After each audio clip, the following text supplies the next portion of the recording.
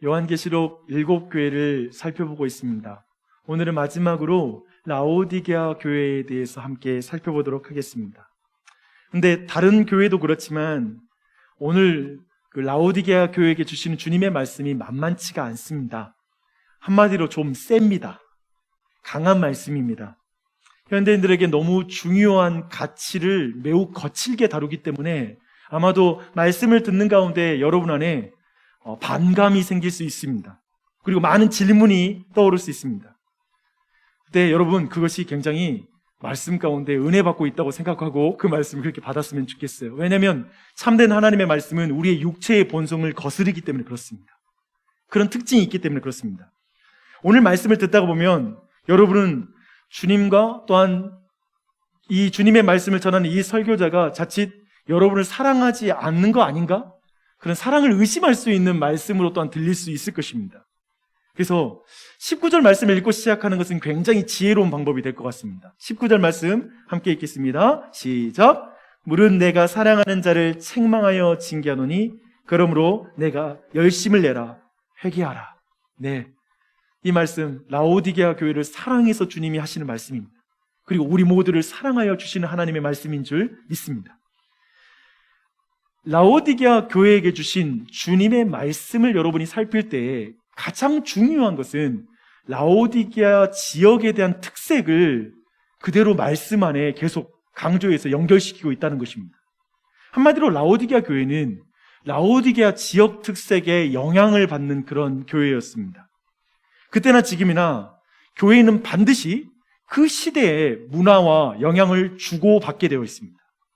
다만 우리가 원하는 이상은 하나님의 교회가 세상에 영향을 주는 교회가 되는 것, 그런 교회가 되면 하나님이 기뻐하시겠죠. 하지만 라오디게아 교회는 라오디게아 지역의 문화의 포로가 된 그런 교회였습니다. 세상 문화에 휘둘리는 그런 교회였습니다. 어떤 문화였을까요? 그 문화를 알려면 우리가 라오디게아 교회의 그 지역에 대해서 좀 더 이해할 필요가 있습니다.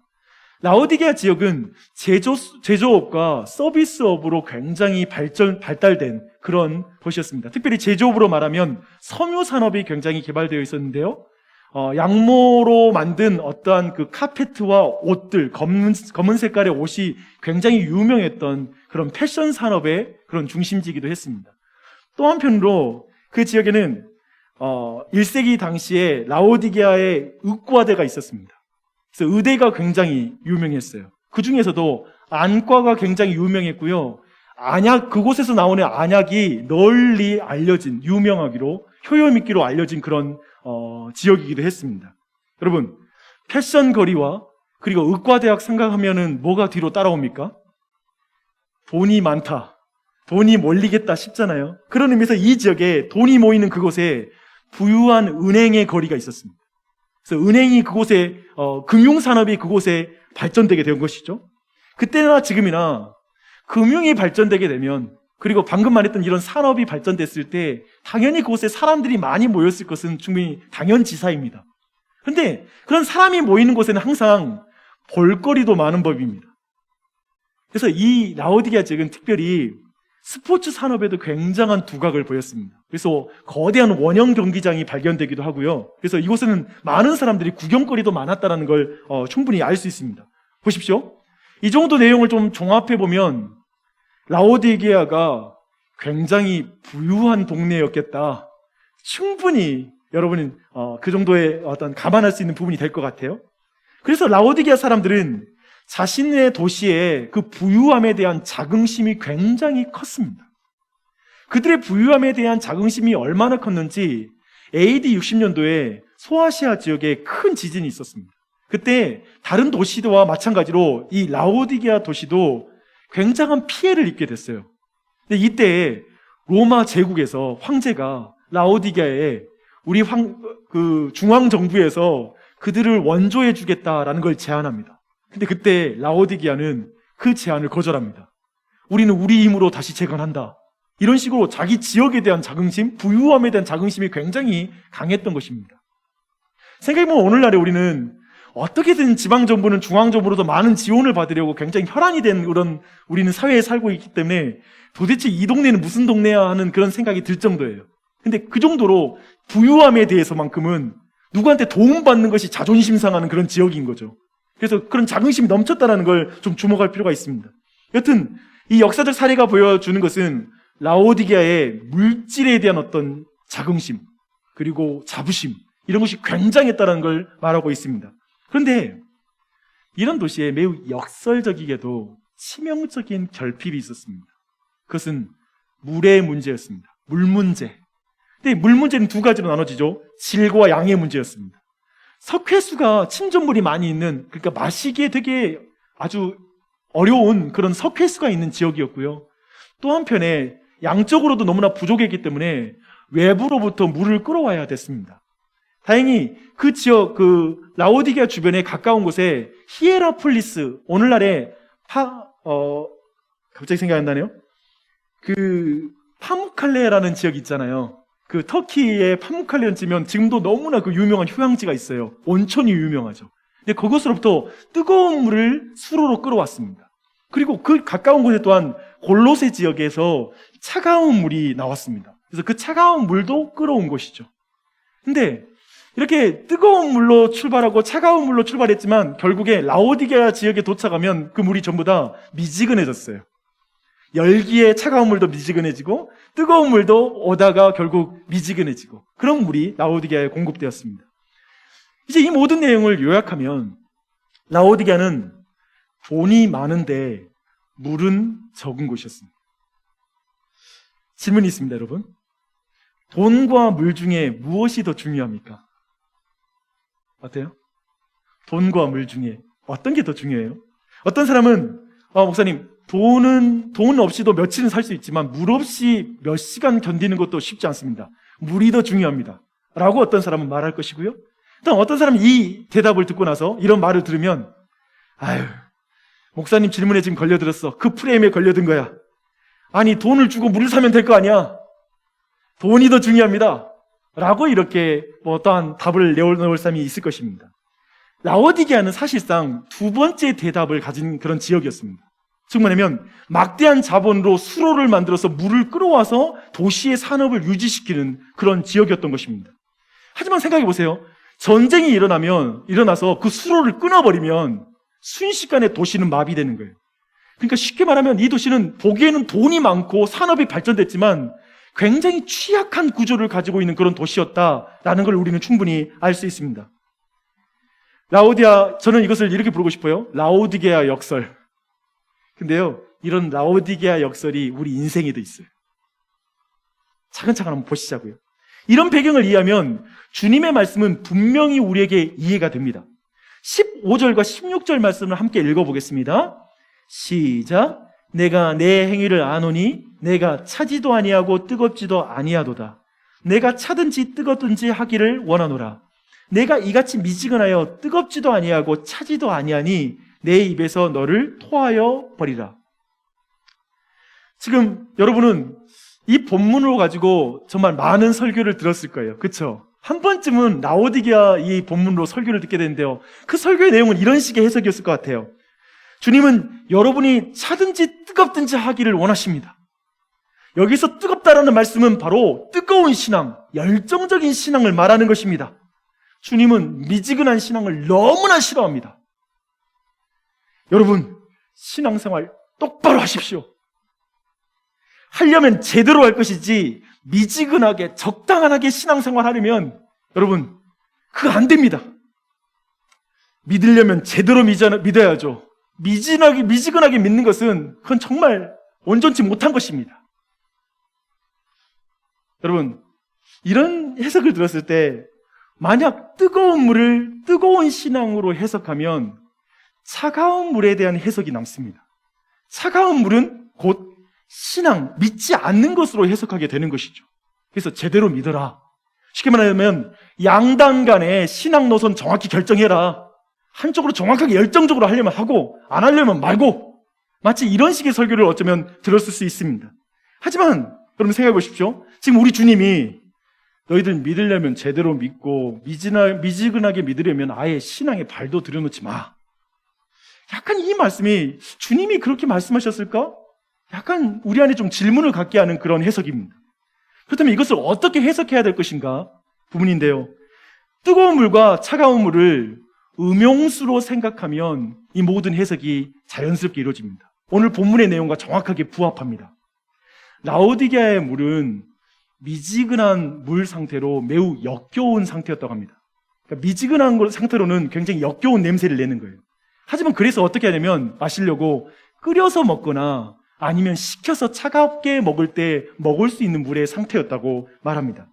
그렇다면 지금 주님은 지금 라오디게아 사람들에게 매우 직관적으로 그리고 매우 감각적으로 알아듣는 비유로 지금 말하고 있는 것입니다. 토하여 버리고 싶은 역겨운 신앙이다. 너희들의 신앙이 그렇다. 매우 과격한 표현이에요. 우리도 종종 누군가의 말에 대해서, 말과 행동에 대해서 정말 토 나온다, 그런 표현 할 때 있잖아요. 물론 그리스도인들이 정말 쓸 수 없는 말이죠. 근데 정말 우리 안에 불쾌감, 누군가에게 가장 큰 불쾌감을 표현할 때 토 나와 라는 말을 아마도 우리가 사용할 것입니다. 근데 지금 선하신 예수 그리스도께서, 그 사랑이 많으신 예수 그리스도께서 야, 너희 신앙 토 나온다, 역겨운 신앙이다 라는 표현을 쓰고 있다라는 거예요. 그래서 굉장히 이 표현이 굉장히 강합니다. 주님이 그렇게 표현을 쓰는 교회는 어떤 교회일까요? 17절에 보니까 그 교회의 신앙의 실체가 드러납니다. 내가 말하기를 나는 부자라 부유하여 부족한 것이 없다 하니 내 곤고한 것과 가련한 것과 가난한 것과 눈먼 것과 벌거벗은 것을 알지 못하는도다 라고 이렇게 말씀하고 있습니다. 라오디게아 교회가 어떤 교회인지, 왜 그것이 미지근한 신앙이라는 게 무엇인지에 대한 내용이 정확히 등장합니다. 나는 부자라 부요하여 부족한 것이 없다. 라오디게아 교회는 자신의 안전, 행복, 가치를 물질적 부유함에 두는 신앙이었다는 것입니다. 그게 바로 미지근한 신앙이고 그것이 주님께서 토하고 싶어하는 신앙이라고 말하고 있는 것입니다. 그들은 자신의 만족을 물질에서 찾는 거예요. 돈에서 찾는 거예요. 물질적인 부유함이 그들의 자긍심이고요, 자존감이에요. 그리고 그걸 너무 자랑하고 싶어요. 자기가 쌓은 재물을 자랑하는 게 그들의 낚시예요.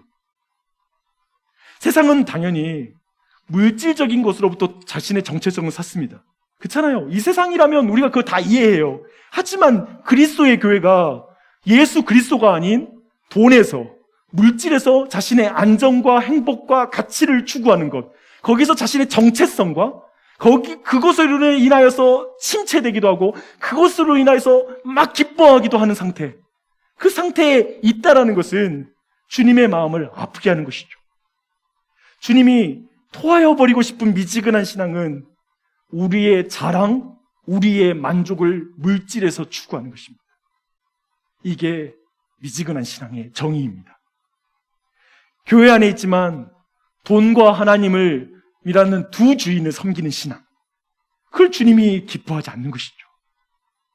그런데 제가 볼 때 돈과 하나님 이 두 주인으로 섬기는 것을 분별하고 그리고 자각하는 것은 말하는 것처럼 쉽지 않습니다. 미묘한 게 너무 많아요. 라오디게아 교회는 자신이 돈과 하나님을 겸하여 섬긴다라고 생각하지 않았습니다. 그들이 어떻게 생각했냐면요, 도리어 자신들이 부유하고 또 잘 입었잖아요. 잘 입고 잘 먹고 건강하게 살았잖아요. 건강하게 산 것은 모두 하나님이 복을 주신 증거라고 말합니다. 그러니까 교회죠. 라오디게아 클럽이 아니라 라오디게아 교회예요. 그렇게 모여서 그들이 예배하는 거예요. 그래서 하나님이 자신들을 인정하신 결과가 지금 자신들의 이 부유함, 물질적인 풍요로움은 하나님이 자신들의 신앙을 인정한 결과라는 거예요. 그 생각 속에 그들은 살고 있는 거예요. 그래서 라오디게아 교회가 모여서 돈을 찬양했겠습니까? 돈 찬양 안 하죠, 교회인데. 그렇다면 라오디게아 교회에 전혀 문제가 없어 보이지 않으세요? 뭐가 문제지? 오늘날에도 그렇게 하잖아요. 그런데 왜 주님은 여기에 대해서 역겨운 신앙이라고 말할까? 이 부분인 거예요. 라오디게아 교회에 예배가 있고 성가대가 있었는지 모르지만 실제로는 그들의 주인이 물질이었던 것입니다. 돈이었던 것입니다. 물질적인 부유함이 그들의 만족이고 행복이고 성공이고 정체성인 상태, 그 상태였다는 것이죠. 이들의 특징은 좋은 옷 입고 좋은 것 먹고 좋은 변수에 대응할 수 있는, 많은 변수에 대응할 수 있는 돈이 있으면 자신에게 부족한 것이 없다라고 말하는 단계. 이 자족감. 문제 없어. 걱정 없어. 돈, 물질이 있으면 그 생각이 들어오는 거예요. 그렇잖아요. 오늘날도 마찬가지죠. 풍족하면 사람의 마음이 그런 마음이 안 들어올 수가 없죠. 부족한 거 없어. 자신에게 부족한 것이 없다라는 만족감이 그 교회를 채우고 있는 정서예요. 그들은 그런데 정작 하나님을 갈망하지 않는 거예요. 하나님을 갈망하지 않는 상태인 것입니다. 라오디게아 교회는 교회라는 이름을 가졌는데 주일이면 모여서 예배를 드리는데 이 교회는 하나님의 은혜가 아니라 돈으로 배가 부르는 교회입니다. 하나님의 용서가 아니라 좋은 옷으로 죄책감을 가리는 교회였습니다. 하나님 안에서 안정감을 누리는 게 아니라 넓은 평수에 좋은 집에서 살아갈 때 안정감을 누리는 그런 사람들이었습니다.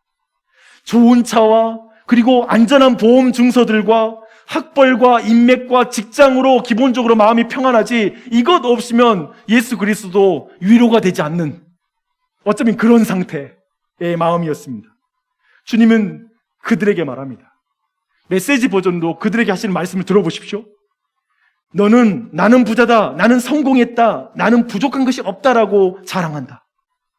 자신이 실제로는 가련하고 눈멀고 누더기 옷에 집 없는 거지라는 사실을 알지 못하고서 말이다.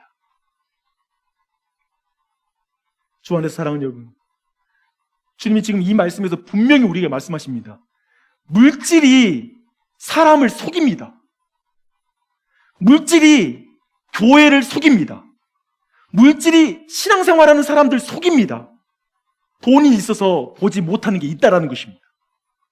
좋은 옷을 입었을 때 자신 안에 뭔가 벗어있던 수치심을 모를 수 있다라는 것입니다. 먹을 것이 풍족할 때 자신이 배고픈 걸 모른다라는 것입니다. 생활에 큰 어려움이 없을 때 자신이 가련한 것을 모른다라고 말하고 있습니다. 좋은 집이 있을 때 자신이 집 없는 거지라는 것을 모른다라고 이렇게 말하고 있습니다. 분명 뭔가 다른 의미를 가리키고 있는 것이죠. 이것이 무슨 말씀인지 8절에서 대답해주고 있어요. 메시지 버전 다시 한번 의역을 해드리겠습니다. 나는 내가 이렇게 하기를 바란다. 나에게서 금을 사라. 불로 정련된 금이다. 그러면 너는 부자가 될 것이다. 나에게서 내 옷을 사라. 하늘에서 디자인된 옷이다. 너는 너무 오랫동안 거의 벌거벗은 채로 돌아다녔다. 내게서 내 눈에 바를 약을 사라. 볼 수 있도록, 정말 볼 수 있도록 말이다. 주님은 지금 진정한 부자와 잘 먹고 잘 사는 것에 대한 세속적 기준과 하나님이 보여준 기준을 완전히 지금 대조적으로 말하고 있습니다. 사실상 우리가 생각하는 부자, 우리가 생각하는 잘 사는 것, 잘 입고 사는 것, 이 모든 기준을 뒤집어 버리는 거예요. 완전히 업사이드 다운이죠. 뒤집어 버려요. 금은방에서 억만금을 사야 부자가 되는 것이 아니라 주님에게서 금을 사야 부자가 된다. 그게 진짜 부자야 라고 말하고 있죠. 주님이 단련하신 그 금은 뭡니까?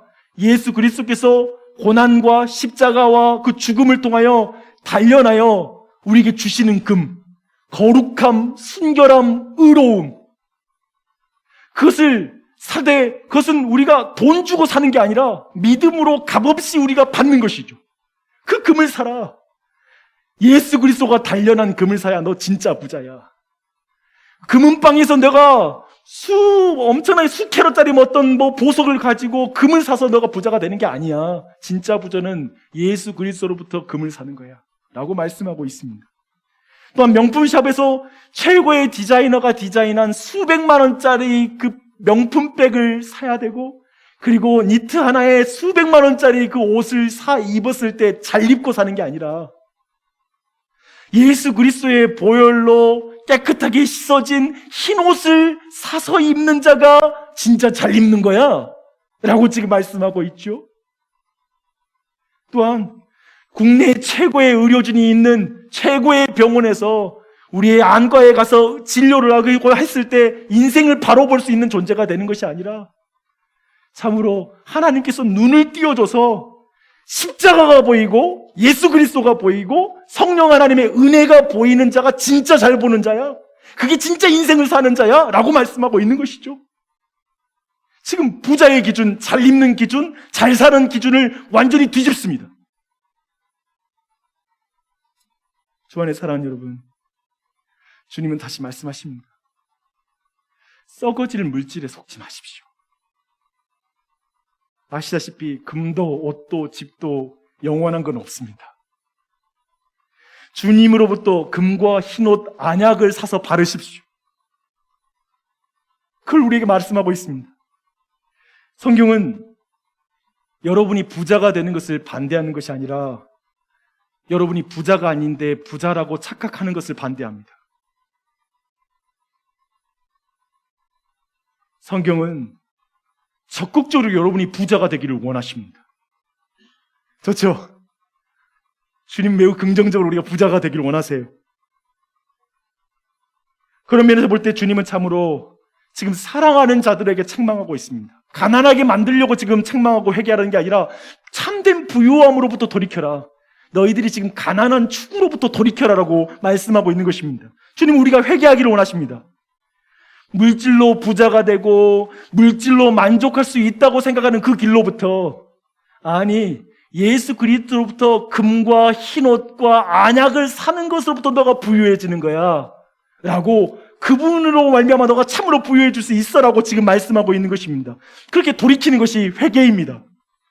20절 말씀은 라오디게아 교회를 그 회개 가운데 초대하시는 주님이 얼마나 아름다운 분이신지 우리에게 분명하게 드러내고 있습니다. 그분을 보면 우리에게 회개라는 정의가 완전히 바뀌어요. 진정한 회개란 진정한 부유함으로 이르게 하는 회개예요. 진정한 회개란 남루한 옷을 벗어버리고 진짜 아름다운 옷으로 갈아입는 것이 회개예요. 회개는 막 죄책감을 느끼고 내가 막 억지로 짜내야 되는 것이 아니라 더 좋은 곳으로 돌이키는 거예요. 더 온전한 곳으로 돌이키는 것이죠. 그래서 주님 말씀하십니다. 이렇게 볼지어다 내가 문 밖에 서서 두드리노니 누구든지 내 음성을 듣고 문을 열면 내가 그에게로 들어가 그와 더불어 먹고 그는 나와 더불어 먹으리라. 주 안에서 사랑하는 여러분, 진짜 부유함에 이르는 것은 주님의 품에, 온 세상의 창조주의 품에 안기는 거예요. 그게 진짜 부유해지는 거예요. 진짜 좋은 음식은 우리 구주 예수 그리스도께서 자신의 살과 피를 나눠주신 그 살과 피를 먹는 거예요. 마시는 거예요. 진짜 좋은 밥상이죠. 그것이 우리를 진짜 만족시키는 것이죠. 진짜 좋은 옷은 우리 구주 예수 그리스도께서 빠신 그 보혈로 희게 만드신 그 옷을 입는 거예요. 이 가치관은 완전히 뒤집어져야 되는 것이죠. 그게 바로 그리스도인이죠. 그 길로 돌이키는 은혜가 있기를 바랍니다. 마지막 이 말씀을 우리 삶으로 좀 정리해 보도록 하겠습니다. 근데 이 적용을 할 때, 실천으로 우리가 이것을 고민할 때 사실 이 말씀 다시 한번 전체적으로 분명하게 우리에게 요약이 될 거예요. 근데 두 가지 오해를 먼저 좀 바로잡고 오늘 본문 말씀 적용으로 더 나아갔으면 좋겠습니다. 먼저 물질적 부유함으로 보지 못하는 것이 있었다라고 하는 이 라오디게아 교회를 향한 말씀이, 오늘 말씀 들을 때 나는 물질적으로 풍요롭지 않은데, 나는 늘 부족한데라고 생각하는 사람에게 이 교회는 좀 나하고 좀 달라. 나는 부자인 적도 없고 늘 부족할 뿐이야. 나하고는 상관없는 말씀이네 라고 생각하는 분들이 혹 있을지 모르겠어요. 근데 그게 오해입니다. 도리어 미지근한 신앙에 대한 정의로 가셔야 돼요. 거기로 가면 이게 내 이야기예요. 무슨 말이냐면 가난하다고 해서 미지근한 신앙이 안 되라는 보장이 없어요. 가난해도 하나님과 돈을 겸하여 섬길 수 있는 것입니다. 도리어 가난하기 때문에 물질에 더 집착할 수도 있습니다. 가난하기 때문에 내가 그 물질, 내가 지금 이게 없긴데 그것만 있으면 난 행복해질 것 같고, 그것만 가지면, 그곳에만 내가 들어가면 내 인생, 내 가정은 너무 새로워질 거야 라고 생각하는 것이죠. 그럴 수 있어요. 그래서 모든 걸 희생하며 돈을 모을 수 있죠. 가난한 사람도 그의 형편과 그 수준에서 정신없이 물질을 추구하다가 하나님으로부터 멀어질 수 있습니다. 많은 사람이 말하죠. 직장 생활 너무 바쁘고 먹고 살려고 하니까. 다 말하는 건 그래서 하나님 멀어진 것이죠. 이해되죠. 다 이해돼요. 근데 그것이 주님 앞에 분명히 우리가 돌이켜야 될 부분이에요. 가난한 자들도 회개해야 됩니다. 믿으십니까? 두 번째 꼭 짚어야 될 오해가 있습니다. 아니 그렇다면 자본주의 세상에서 돈도 벌지 말고 집도 사지 말고 그러면 좋은 대학도 가지 말라는 말씀이세요? 항상 제가 이제까지 말씀을 전하면 항상 적용적으로 가면 이렇게 적용하시는 분들이 꽤나 많습니다. 질문하시는 분들이. 제가 이렇게 좀 질문을 바꿔보고 싶어요. 교통법규를 지키라는 말을 듣고 나서 그렇다면 차 타지도 말라는 말입니까? 라고 질문한 분 계십니까? 없죠. 없죠. 차 타고 다녀야 되죠.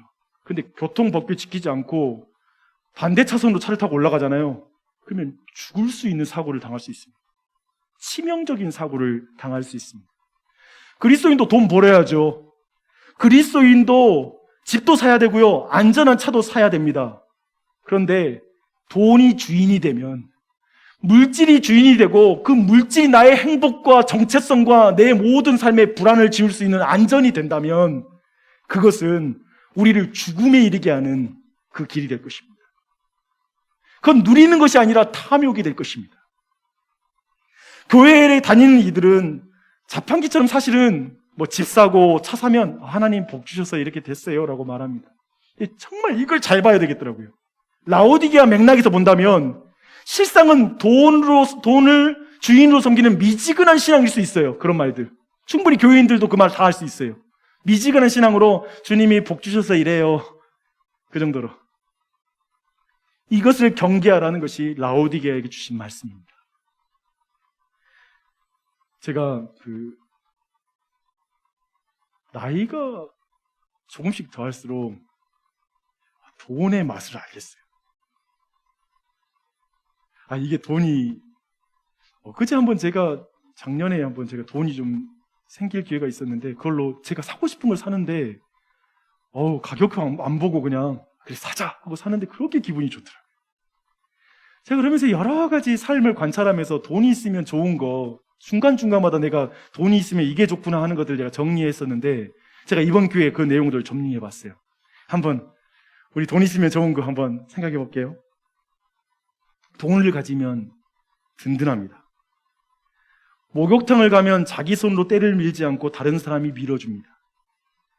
운전을 할 때 내가 운전하지 않고 다른 사람이 운전해 줍니다. 집 청소도 내가 하지 않고 다른 사람이 해줍니다. 내 가방을 내가 들지 않고 다른 사람이 내 가방을 들어줍니다. 식당에 들어갈 때 내 옷을 다른 사람이 받아주고 옷걸이에 걸어줍니다. 그게 그렇게 좋다고 하더라고요. 관용차 타고 식당 갈 때 앞에서 먼저 한 사람이 들어가서 딱 전체 길을 열어주고 받아주면 그 사람 그 기쁨이 있잖아요. 내가 지금 이러려고 이 고생하면서 이 자리까지 왔지 않는 그런 마음을 갖게 된다는 것이죠. 고기도 누군가가 구워주고 내 접시에 올려줍니다. 또한 우리 자녀들의 똥기저귀도 다른 사람이 치워줍니다. 우리의 자녀들의 선생님들이 집에 와서 가르쳐줍니다. 아이들이 학원 갈 필요가 없죠. 병이 들면 국내 최고 병원에 입원할 수 있고 쇼핑할 때 가격 비교를 하는 그 시간과 정성을 다 삭제해 줍니다. 그 가격 비교 사이트 들어가서 한 30분, 40분 헤매면서 사는 거 너무 어려워요. 그렇죠? 그런 고민이 없습니다. 식당 가서 금액을 보지 않고 메뉴만 보고 주문할 수 있습니다. 좋지요.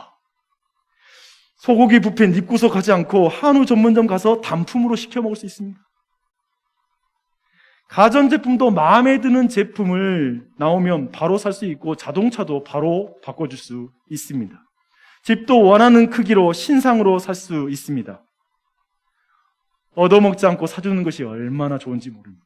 돈이 있으면 그렇게 좋습니다. 한마디로 고장나면 고쳐 쓰지 않고 바꿀 수 있는 것. 이게 돈의 위력이죠.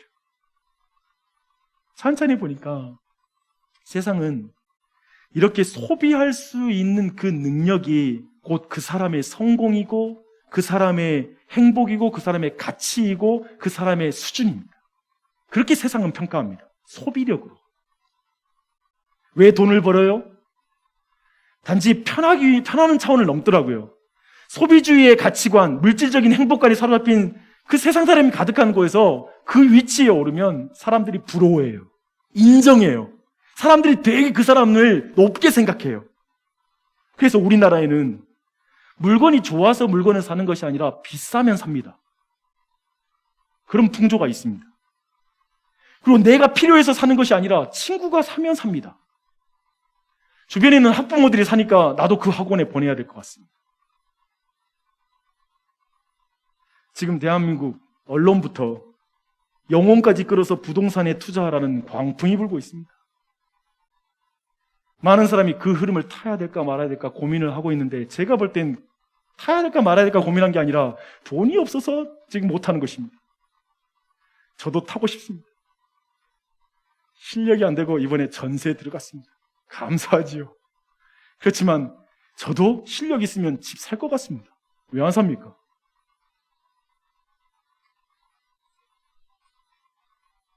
저는 그런 고민이었어요. 오늘 말씀 들으면 그대로 좋지만 어디까지가 주님을 주인으로 모신 자의 소비이고 어디부터 돈을 주인으로 모신 자의 소비인가? 이거 어떻게 구별하지? 그리고 어디까지 신자로서 누리는 것이고 어디부터는 탐욕인가? 그것을 구분하는 것이 쉽지가 않습니다. 이것은 사람들마다 너무나 다르기 때문에 그렇습니다. 그래서 제가 누군가를 보고 그건 탐욕이야, 그건 죄야라고 말하는 게 쉽지가 않습니다. 판단할 수 없어요. 다만 오늘 말씀을 통해 여러분 각자가 적용할 수 있는 기준은 제가 말해줄 수 있을 것 같습니다. 오늘 말씀을 근거로 제가 질문으로 바꿔서 이렇게 질문할 것이고 여러분들은 마음으로 이 질문에 대답하시면 됩니다. 당신은 어떤 부자가 되고 싶습니까? 어떤 부자? 당신이 만족을 느끼는 순간은 어떤 순간입니까? 무엇 때문에? 누구 때문에? 어떻게 돼야 만족할 수 있을 것 같아요? 무엇을 사야 부자가 되고, 무엇을 사야 잘 입고, 무엇을 사야 잘 사는 것이 될까요? 여기에 대해서 여러분이 답해 보십시오.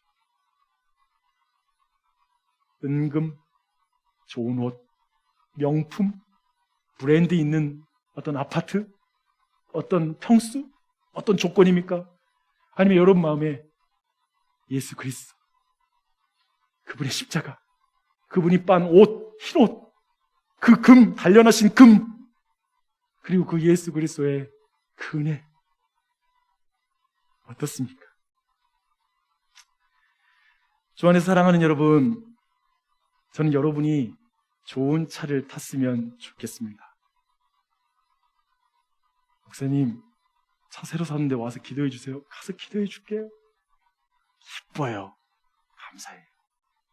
하지만 좋은 차를 타야 뒤에 예수 믿으세요를 붙이고 다닐 수 있다고 생각하면 우상숭배에 맞습니다. 저는 여러분이 넓고 좋은 집을 구입해서 가족들과 안락하게, 아이들과 행복하게 살았으면 좋겠습니다. 집 사가지고 들어가면서 저를 불러서 같이 감사 예배 드리자고 할 때 갈 것입니다. 기쁘게 예배할 거예요. 하지만 지금 좀 작고 불편해서 내가 불행해. 그러니까 나는 기어코 저 평수로 가야 돼. 나는 기어코 그걸 사야 되겠어. 라는 지금의 상황에 대한 불편 가운데, 원망 가운데 그 일을 하려고 한다면 저는 그것은 아니라고 생각합니다. 여러분, 불편하고 필요하면 좋은 것 구입해서 잘 쓰십시오. 제 개인적으로는 비싸더라도 살 때 제대로 사자는 게 제 주의입니다. 교회 물건도 그렇게 샀으면 좋겠어요. 중고 안 사고 이왕이면 길게 가는 거 샀으면 좋겠어요. 그러나 부러워서 필요하지 않는데 비싼 것을 살 필요는 없습니다. 주 안의 사랑 여러분, 그리스도인도 물질을 가질 수 있습니다. 집을 가질 수 있습니다. 돈을 가질 수 있습니다. 하지만 물질이 여러분의 행복과 자랑의 근거가 되어서는 안 됩니다. 그것이 여러분의 정체성이 되어서는 안 됩니다. 물질이 우리의 행복과 자랑의 근거가 된 가장 큰 증거가 뭔지 아세요? 가장 큰 증거. 여러분이 돈과 여러 가지 조건이 갖춰지면 예수님이 필요 없는 것처럼 예수님을 갈구하지 않는다라는 거. 뭐 문제 없으면, 가정평안하면 기도를 하지 않는 모습. 이게 여러분의 근본적인 안정감을 예수 그리스도가 아닌 다른 형편과 환경에 두고 있다는 증거입니다. 가장 큰 증거예요. 예수 그리스도를 갈망하지 않는 것. 나는 부자라. 부유하여 부족한 것이 없다. 부족한 것이 없으니까 기도 안 하는 거거든요. 부족한 것이 없으니까 하나님을 갈구하지 않는 거거든요. 이해되세요? 이 말은 누군가에게는 나는 그것만 가지면 부자야, 그것만 있으면 부족한 것이 없을 텐데 라는 형태로 지금 여러분 안에 마음 안에 있을 수 있습니다. 주님은 말씀하고 있습니다. 다시 한번. 볼지어다 내가 문 밖에 서서 두드리노니 누구든지 내 음성을 듣고 문을 열면 내가 그에게로 들어가 그로 더불어 먹고 그는 나로 더불어 먹으리라. 사랑하는 여러분, 여러분의 삶이 만족과 행복과 기쁨으로 차는 것은 여러분의 소유에 있는 것이 아니라 예수 그리스도와의 관계에 있습니다. 그분을 내 안에 영접하는 것. 진짜 그 예수 그리스도라는 그 인격, 살아계신 하나님을 내 마음의 인격에 모셔드리는 것. 내 삶의 중심에 모셔드리는 것. 거기에 여러분의 진정한 행복과 진정 잘 사는 비결과 진정 잘 입는 비결과 진정 여러분이 행복의 비결이 거기에 있다는 것입니다. 이것이 성경의 말씀입니다. 사람이 떡으로만 사는 것이 아니라 하나님의 입에서 나오는 말씀으로 말미암아 살리라. 그 안에 들어가서 주님의 말씀 안에 거하고 말씀이 그를 채우고. 사랑하는 여러분, 예수님으로 만족한 삶을 사는 은혜가 있기 바랍니다. 그 삶은 이런 삶이에요. 하나님 없으면 저 바로 넘어져요. 저 하나님 없으면 아무것도 아니에요. 목사도 그렇더라고요. 하나님으로 만족 못하면 목회 못하더라고요. 교회가 커지고 건물이 있는들 어떻게 된들 그게 아니더라고요. 하나님 없는 인생은 꿈도 꿀 수 없어요, 주님.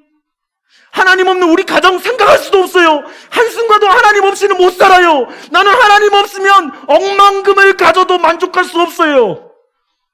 하나님 없으면 나는 가련하고 헐벗고 눈뜬 봉사와 같아요. 나 하나님 없으면 안 돼요. 하나님 없으면 안 돼요. 예수님 없으면 안 돼요. 이게 부자요? 잘 입는 것이요? 잘 보는 것이요? 잘 사는 것이다. 이것이 라오디게아에게 주신 하나님의 말씀이고 지금 우리에게 하신 주님의 말씀입니다. 나주혁신 장로교회가